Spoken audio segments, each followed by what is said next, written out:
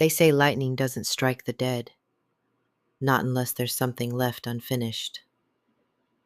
It was a winter storm that did it, the kind people don't expect because the air is too cold for thunder and the sky feels too still to break. The clouds had been low all evening, pressing down over the roads as if waiting for something to rise up and meet them.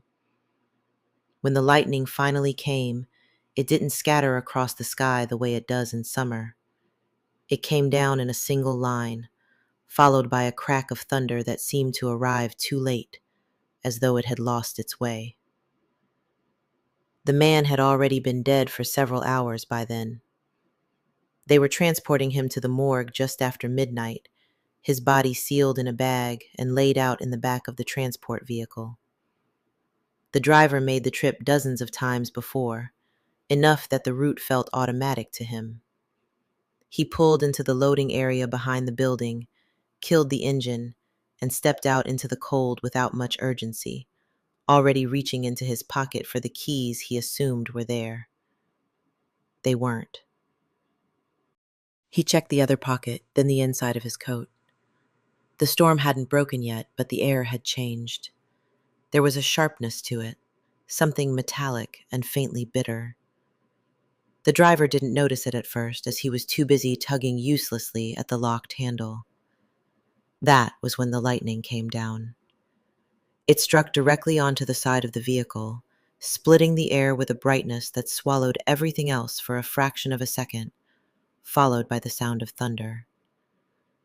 With his ears ringing, the driver stumbled back, more startled than hurt.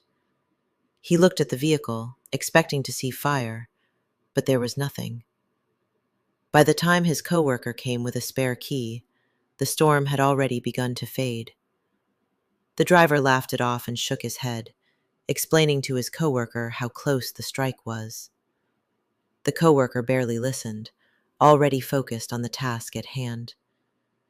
He brought the body inside and down the hallway to the examination rooms, where he left it near one of the doors. He was on break and decided to deal with it after. No one was around when the first change came, and later, the coworker told his boss he only saw a bright light.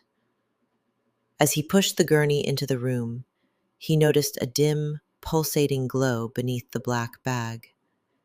It branched outward in patterns that flickered and vanished before they could be followed. He thought his eyes played tricks on him, and when he unzipped the bag, it was empty. He checked the security footage. Nothing. By this time, the body was miles away. If the coworker was there, if he had witnessed it, he would have seen the body rise in a way that wasn't quite right. Joints aligning, showing no stiffness. He would have seen the light beneath the skin, branching out in lines from the chest outward, pulsing faintly like a slow heartbeat. And the eyes, bright like the brightest thing known to man. The lights above it flickered as it walked toward the door, and in its hand, it held a key. Dragging its feet, the body stumbled along the snow-covered sidewalk. No one reported seeing anything at all, and the only evidence of its movement was a series of streetlights and traffic signals flickering. The body stood at the end of a narrow stretch between two buildings, a place most people would have walked past without noticing. There was a door there, set back just far enough to be overlooked. By now, the light beneath the skin dimmed and the branching lines faded slightly. It raised the hand that held the key, but whatever force carried it to this location vanished all at once. The body collapsed, and the key slipped from its hand to the ground. They found him there the next morning, the body positioned in a way that didn't match any explanation they could offer, with the key lying just inches from the door. No one claimed the body, and that, on its own, wasn't unusual. It happened often enough that no one questioned it. What unsettled them was everything surrounding it, beginning with the location itself. When the officers attempted to log the scene, they discovered that the narrow stretch between the two buildings did not exist on any official record. The alley was there, The buildings were accounted for, but the space where the body had been found seemed to fall into a gap that no map acknowledged. It was as though it had been overlooked entirely, or perhaps left out on purpose. They assumed the door was some kind of unused service entrance, however. When they checked with the owners and reviewed the building plans, neither business on both sides could account for it. There were no blueprints that included it, no maintenance records, no indication that it had ever been installed. It was simply there. But the key had to belong somewhere. Eventually, curiosity, or perhaps obligation, pushed them to act. The key had been processed as evidence, photographed, catalogued, and passed through several hands before it was returned for further examination. No one commented on how warm it felt even after hours in storage, or how the metal seemed to carry a faint vibration when held for too long.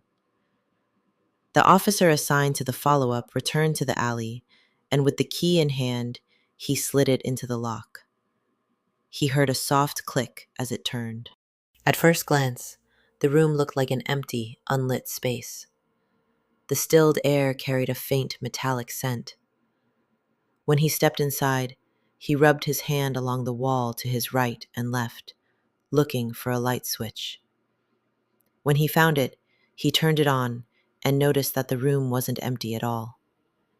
As his eyes adjusted to the light, the room took on a different shape. What he first took for disorganized clutter slowly resolved into figures along the walls, each one contained in a tall glass case, and they all had one thing in common. Each were locked in poses, as if stopped in the middle of something they were about to complete. He stepped closer to one of them. The figure stood with its head tilted slightly to the side, its mouth parted as if it had been about to speak. Its eyes, though dull and fixed, were directed toward the space just beyond the glass, focused on something that was no longer present. Another looked like it was in the middle of a conversation, with its mouth opened and lips curved. Some were leaned forward slightly.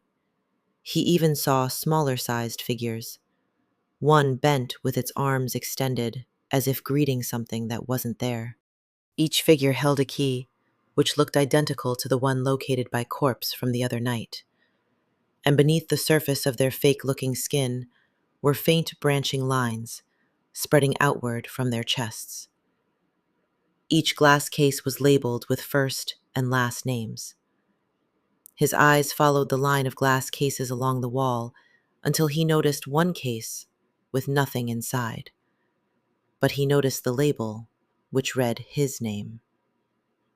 His hand tightened slightly around the key in his possession, and he wasted no time. He ran back to the door, and when he made it to the alley, the door closed behind him without force. Later, when others returned to the location, they found the alley as expected. The buildings unchanged, the ground marked only by where the body had been discovered. However, the door was gone. There was no sign that it had ever been there at all. They say winter lightning doesn't come down for the living. It comes down for what was already in motion, and it never stays long enough to see it finished.